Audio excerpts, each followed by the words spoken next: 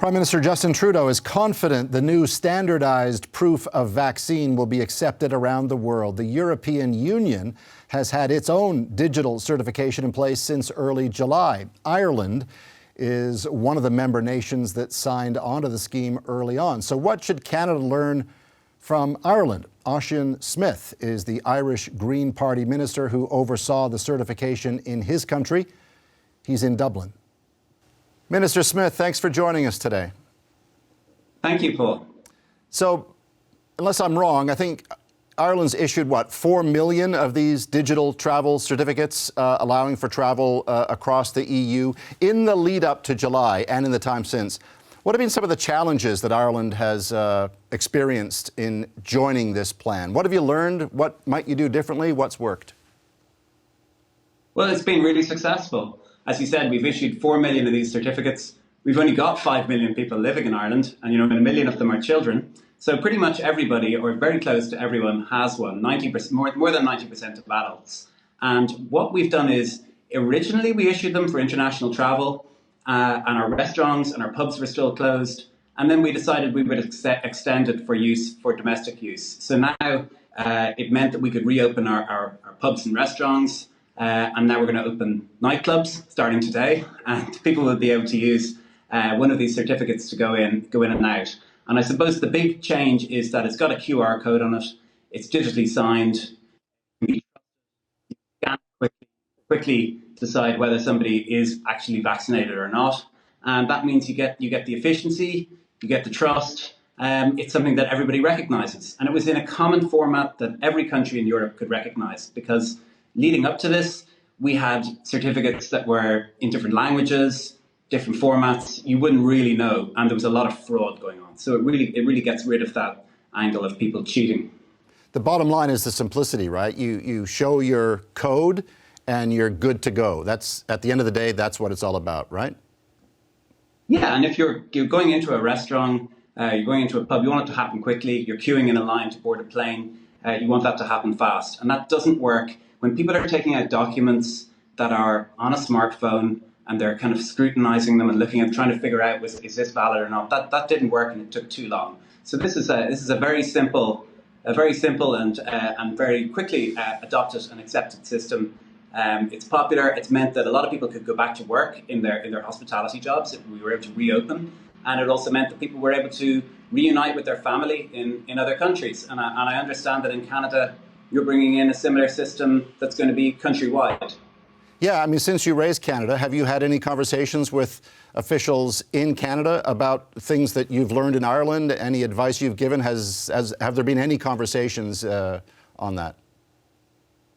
Yeah, there have. In fact, I was just talking to the Canadian ambassador earlier, and he was telling me about the kind of challenges that he's been facing over the months with, I suppose, Irish Canadians wanting to return home to Ireland and having difficulties with that. I know there was a challenge about people getting mixed vaccines, so they have one dose of one and one dose of the other, which wasn't something that we were very commonly doing in Europe, but we're finding a resolution for that.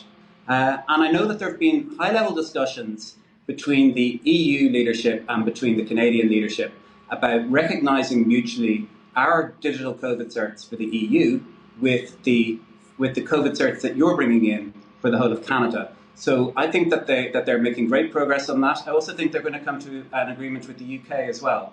So between those systems, I think it's going to be much simpler to move between those countries. You can still come to Ireland or to the EU with your proof of vaccination, whatever it is at the moment, your provincial proof.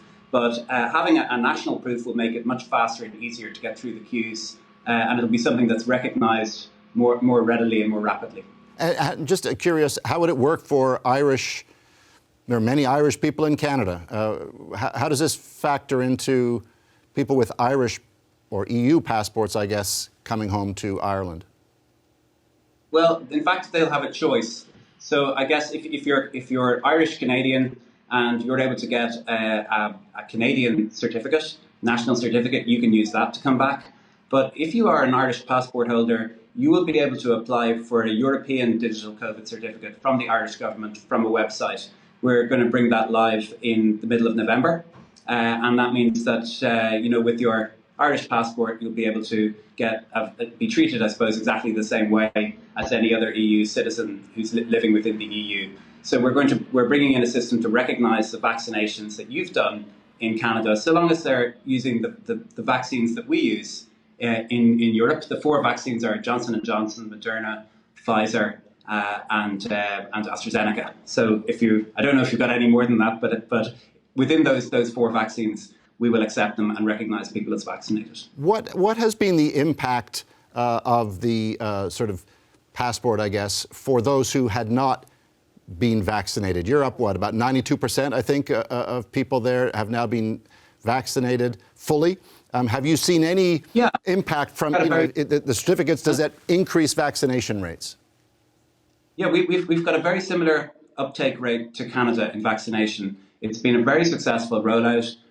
We had hiccups at the start, and I believe that you had that as well in Canada, but it worked out well in the end, and better than well. We've got a very, very small cohort of people who are vaccine hesitant, and the vast majority of people have decided that it's a good idea to get vaccinated, not just to protect themselves, but to protect everybody else in society. And I think it particularly makes sense if you're getting on an airplane on a long-distance journey, you're in a confined space, you're breathing each other's air. I think it absolutely makes sense to be vaccinated in that situation.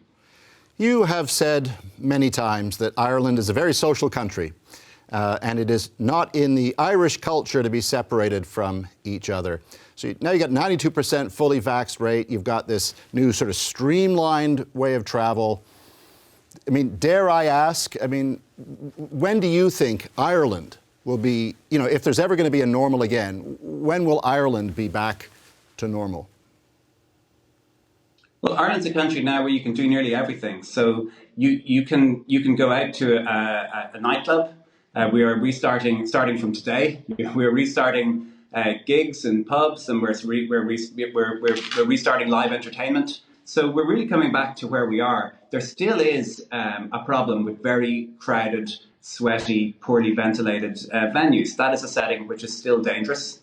We're not completely out of the woods with this pandemic yet.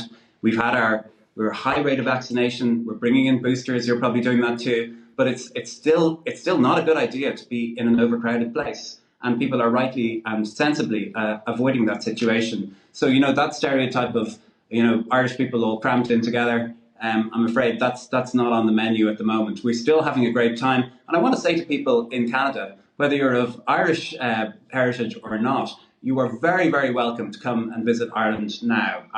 Come to Ireland. You're vaccinated. We will welcome you with open arms, and please come and visit our beautiful country. Hi, I'm Vashi Capellos, host of Power in Politics. See more of our show by subscribing to the CBC News channel or click the link for another video.